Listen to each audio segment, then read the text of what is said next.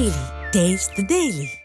புதுமை பெண் திட்டம், தமிழ் புதல்வன் திட்டம், மகளிர் உரிமை தொகை போன்ற திட்டங்களை வாக்கு வங்கியை குறிவைத்து விடிய அரசு செயல்படுத்தி வருவதாக குற்றச்சாட்டு எழுந்துள்ளது.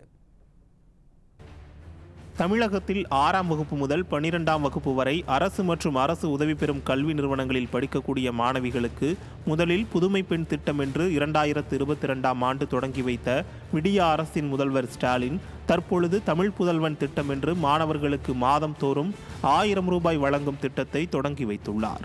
தமிழக அரசின் கஜானா கடன் சுமையில் இருப்பதாக ஒருபுறம் கபட நாடகம் போட்டு வரும் ஸ்டாலின், மற்றொரு புறம் இதுபோன்ற கஜானாவை காலியாக்கும் திட்டங்களை தொடங்கி வைக்கவும் தவறுவதில்லை. இதன் நோக்கம் கல்வி வளர்ச்சியில் புரட்சி செய்யவா இல்லை கல்வித்துறையை சீரழிக்கவா என்ற கேள்வி தற்போது எழுந்துள்ளது. வேலை வாய்ப்பு ரொம்ப ரொம்ப முக்கியம். இன்றைக்கு எல்லா துறைகளிலும் ஒப்பந்த தொழிலாளர்களாக மாறி சுத்தமாக வேலை வாய்ப்பு இல்லாமல் மிகவும் பின்னடைவில் நாடு போய் கொண்டிருக்கிறது. எங்குமே வேலை வாய்ப்பு கிடையாது.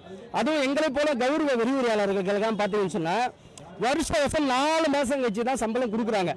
எல்லா இந்தியாவில் எல்லா மாநிலங்களிலும் அண்டை மாநிலங்கள் எல்லாவற்றிலும் 50,000 55,000 சம்பளம் தரும்போது நம்முடைய அரசு மட்டும் என்ன பண்றாங்கன்னு சொன்னா 25,000 தான் சம்பளம் தராங்க. அதை உயர்த்தவே இல்லை.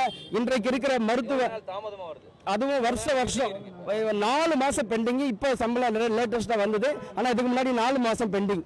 தமிழகத்தில் 13 பல்கலைக்கழகங்கள் நிதி சுமையில் தள்ளாடி கொண்டு அழிவின் விளிம்பில் சென்று கொண்டிருக்கிறது உயர்கல்வித்துறை.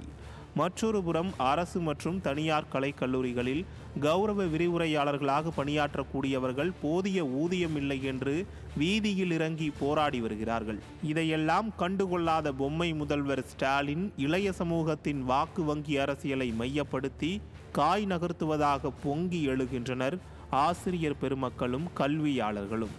பொறியியல் கல்லூரிகளில் சேர்க்கை குறைவு, அரசு ஆசிரியர் பயிற்சி கல்வி நிறுவனங்கள் மூடு விழா, பள்ளி கட்டடங்கள் இடிந்து மாணவ மாணவிகள் தலையில் விழுதல் என அதல பாதாளத்தில் உயர்கல்வித்துறை சென்று கொண்டிருக்க மாதம் 1000 ரூபாய் வழங்கிவிட்டால் அந்த மாணவர்கள் முழுமையான பொருளாதார வளர்ச்சியை எட்டி விடுவார்களா அல்லது கல்வியில் முழு வளர்ச்சி பெற்று விடுவார்களா என்று வேதனை தெரிவித்துள்ளனர்.